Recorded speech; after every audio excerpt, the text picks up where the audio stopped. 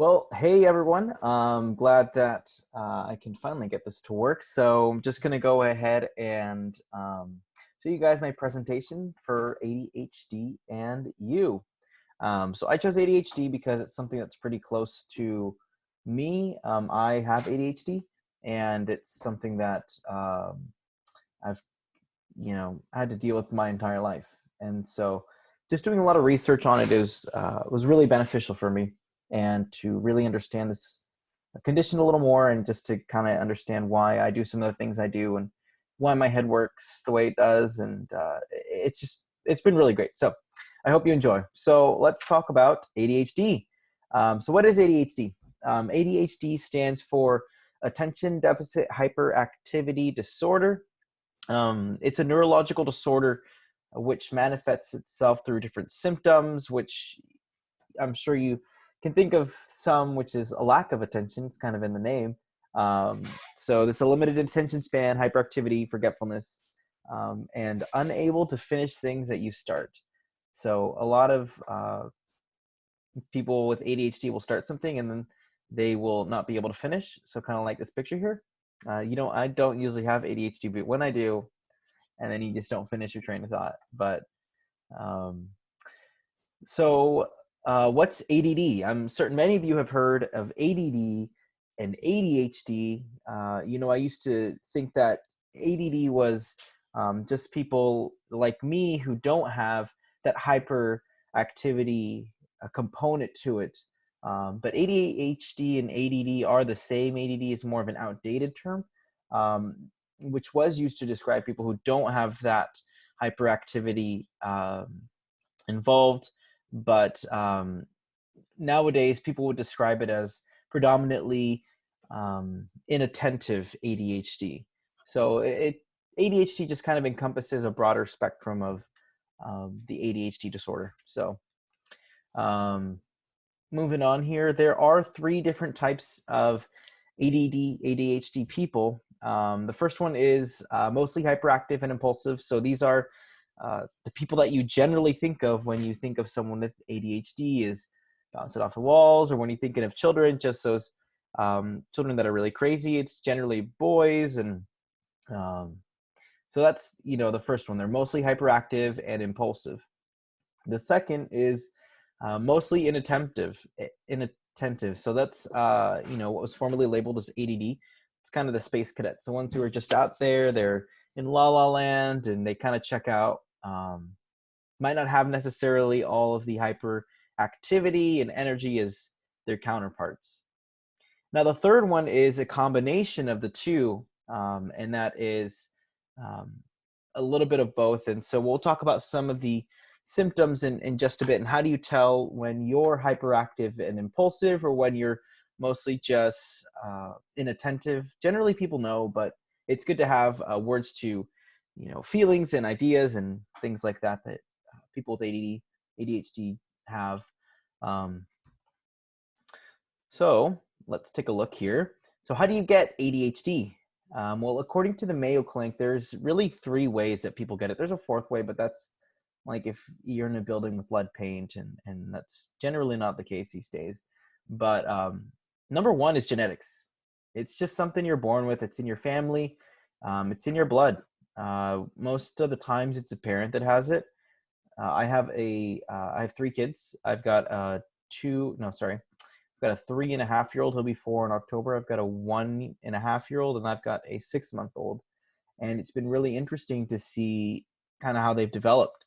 And I've noticed in my oldest son that he is, shows a lot of the, early signs of ADHD. And it would make sense because a lot of it is genetic, and I have it. And so he's most likely to have it as well. But it's in your blood. Another way that people get ADHD is from maternal drug use. Now, I specifically cited nicotine here, people who smoke, but it is just drug use in general. However, there's more studies for nicotine use. There's studies that show that mothers who smoke had an increased chance of children having ADHD. Interestingly enough, among people who have ADHD, about 40% have reported to have been smokers at some point in their time, which is kind of an interesting statistic. And the last one is premature birth. Not quite sure why or what the correlation is there, but that is another factor that will increases your chances of having ADHD.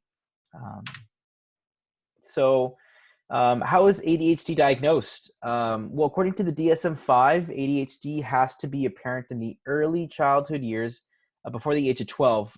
Generally in girls, it manifests itself by the age of 12. For boys, it's about 5. But this isn't something that, there's a lot of adults now that are realizing that, oh, hey, I have ADHD, and I've never been, I've never been seen by anyone, or I just thought that I was always different.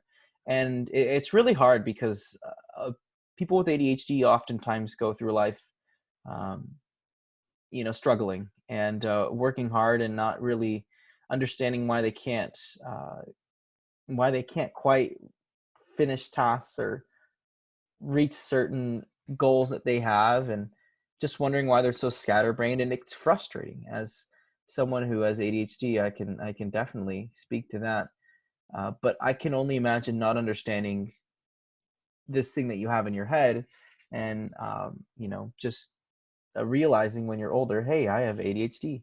It's a hard thing, but it's not something that just happens. Not something you get all of a sudden when you're older. It's something that you're born with. So in the early childhood years, before the age of 12, and it must be accompanied by 6 of the following symptoms, which we're going to go through in just a bit. Whether it's in the area of inattentiveness or hyperactive, or whether it's a combination of the two. And it has to be at least for 6 months. So 6 symptoms for 6 months. And if you're over 17 years old, it would only be 5 of the symptoms. I get, I wonder about, like, my son, who's very hyperactive. He is definitely on that spectrum. But, for me, I used to be very hyperactive as well. The difference now is that I'm not jumping on my desk and, dancing around and throwing toys and doing all that stuff. Um, but that translates into adults as a restlessness, as something that uh, you're always wandering mentally, and you're just restless. So that's kind of what that hyperactivity transitions into adulthood. But anyways, going back to how it's diagnosed, it must be to a degree that is inconsistent with developmental level and negatively affects your social and occupational functions.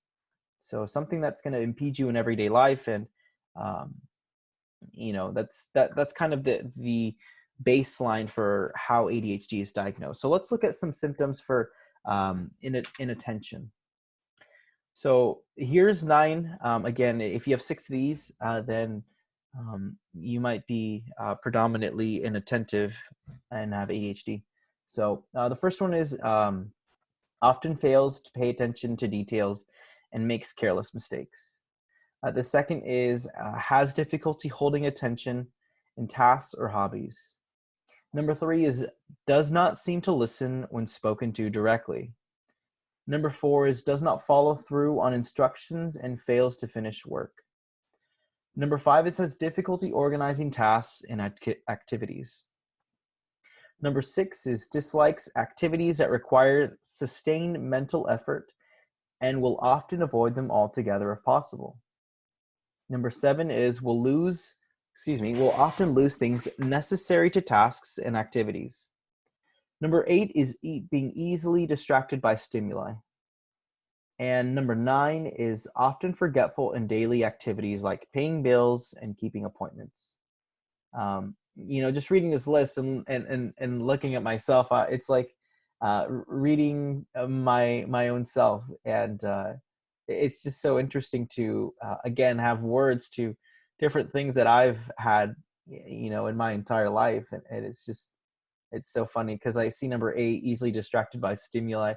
The one place I hate going to eat when I want to have an actual conversation or anything like that is Red Robin. because there's like TVs all over the place, and I want to focus, right? But there's a golf tournament that I could care less about going on, and then football's on, and I hate watching football, and it's just, um, but it's interesting. So, okay, those are symptoms for inattention. Now let's take a look at symptoms for hyperactivity and impulsivity. So the first one is, oh, whoops, I'm going too fast there. First one is will often fidget with or tap hands or feet or squirm in their seat. Number two is will often leave their seat during times when remaining seated is expected. Number three is often runs out or climbs in, and excuse me, that should have been situations. It should climbs in situations where it is inappropriate. For adults, this is a feeling of restlessness, kind of like I talked about a little earlier. Number four is to play or engage in leisure activities quietly. They're just not able to do that. Number five is they feel on the go or acting as if they are driven by a motor. Number six is they can often talk excessively. Number seven is they often blurt out answers before a question has been completed. And it might be with good enthusiasm, but it's still interrupting. Um, Number eight is they have difficulty waiting their turn. And number nine is they often interrupt or intrude on others.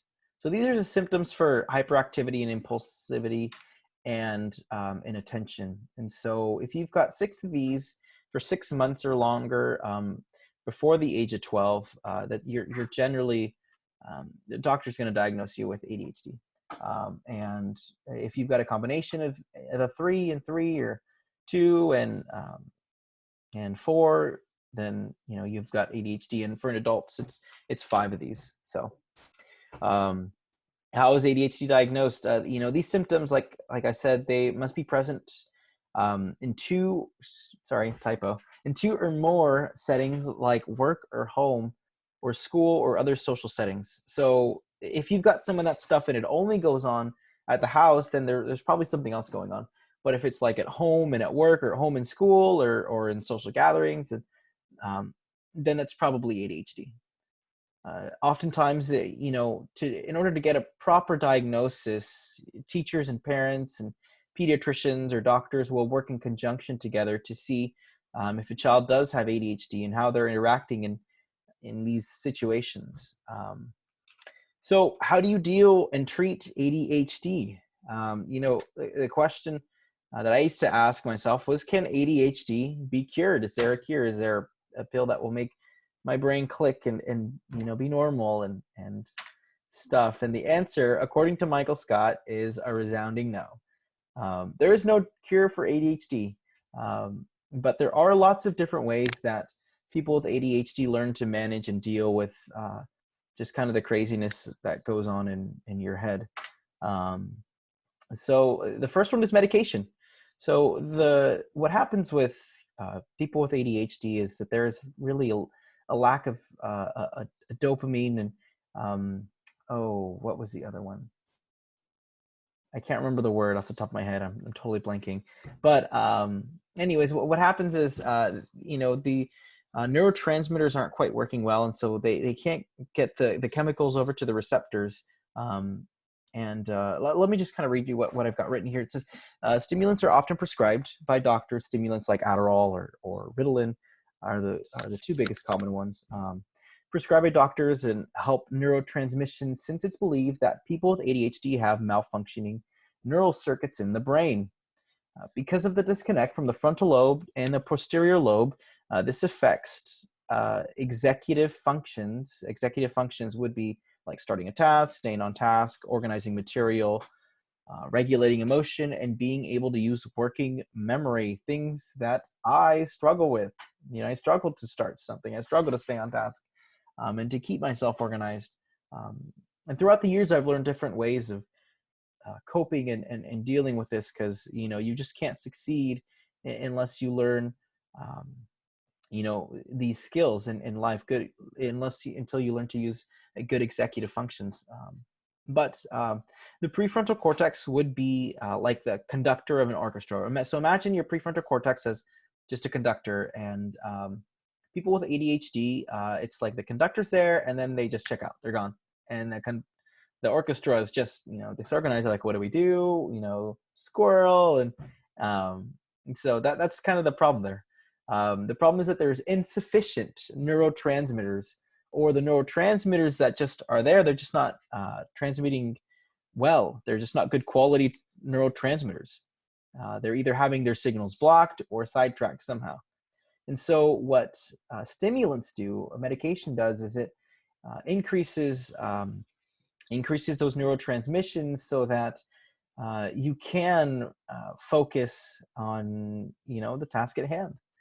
And oftentimes, I'm thinking for students, you'll take it in the morning and it'll last you through school, and then you might get a boost later on in the day. And it's there to help you. But I know a lot of people don't like taking medication. I stopped taking medication years ago because of some side effects that I wasn't too fond of.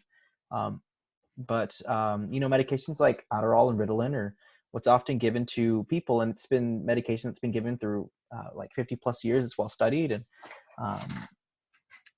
so that's one of the ways to treat ADHD. The second, interestingly enough, is cognitive behavior therapy, and I had not known this prior to doing the research for this.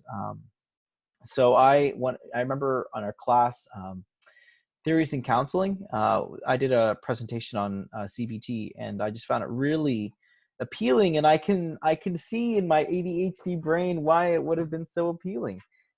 It's actually the most recommended and widely researched treatments for learning to live with ADHD. It's just basically, behavior modifications, because a lot of the things that someone with ADHD struggles with are things that can be managed and changed with practice. Things like forming a routine and setting a time for yourself. Here's just an example of 6, goals that you can have in the CBT type treatment. So the first one would be like setting small goals and tasks every day. So you can make a list and say, today I'm gonna organize my planner. I'm gonna write a planner. I'm gonna clean my desk. I'm gonna X, Y, or Z, whatever you want. And let's say you're gonna clean your closet and organize your clothes. Set a timer. Say, okay, for 1 hour I'm gonna do this task. So you start a timer, and that helps you stay focused. And then have a reward system for yourself. If going on the example of the closet, let's say it's nearing lunchtime, and you'll say, I'll do the closet and then I'll get lunch. Establishing a routine that you can work with every day is super helpful for someone with ADHD. And number 5 would be to come up with distraction tools and techniques that help you stay focused longer. For me, it's because I'm on the computer a lot. One of the tools that I have is simply not opening YouTube, because I know if I open YouTube, even if it's for research and good intentions, then just go down a rabbit hole, and there goes an hour in my day. And so, that's just something that I use for myself. I also have this right here. This is an hourglass, and so this is a 90-minute timer. And so I'll flip this, and then I will go for 90 minutes. And then after I'm done with my 90 minutes, I will go for like a walk, or I'll take a break. I'll just get up, because one, it's good for you. You're not supposed to be sitting down for, a whole lot of time without any kind of movement. But it's something that for me, it helps me so I kind of stay focused and I'm not daydreaming about, longboarding or whatever. And the last one is, kind of cheesy, but it's really simple. It's to be kind to yourself. It's so easy to be so hard on yourself because people with ADHD aren't like other people. And it's not a scapegoat or trying to excuse it, but there's legitimately something different about someone with ADHD than, someone who doesn't. My wife she doesn't have ADHD, and so she's trying to understand what it's like to be married to someone with ADHD, someone who forgets their keys, forgets, you know, the kids. I'm just kidding. I've never forgotten my kids, but things like that. And so, you know, for someone with ADHD, just to realize that it's important to be kind to yourself and to show yourself grace. Yeah, because not everything's going to go perfect, even if you try. You can try like your hardest, and it probably won't turn out perfect. And the last thing, this goes kind of along with CBT, is just kind of a holistic approach. Medication's great; it's a good start. CBT is also great, but you have to, in my opinion, I think that you need to treat the entire person as a whole.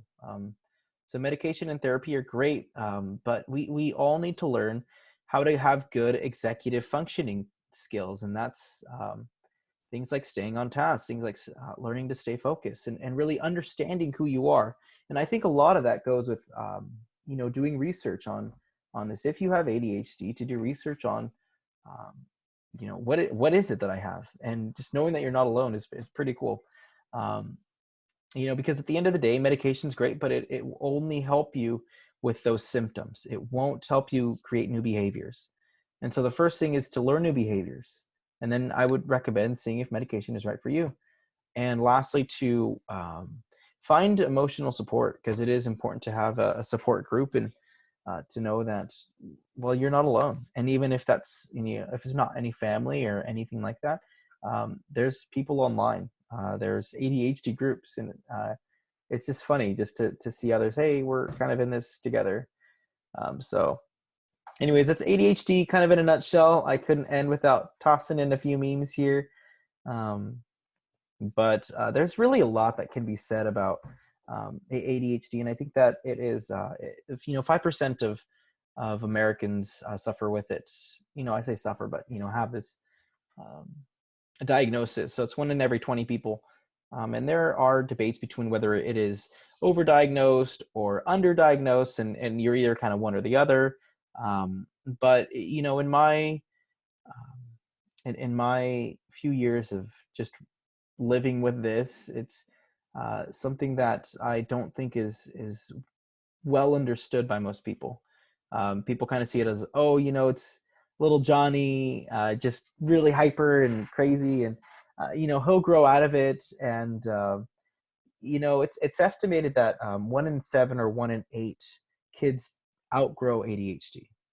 Eventually, it goes away, and I'm not sure how, but I'm not one of those, unfortunately. But you know, it doesn't. Hyperactivity, that might fade, and like I said, that translates into restlessness. Um, but you know, it's important to understand ADHD, because chances are that you will encounter someone who has it at some point in your life. So anyways, that's all I got for you guys. Thanks for watching, and I will see you soon. Bye.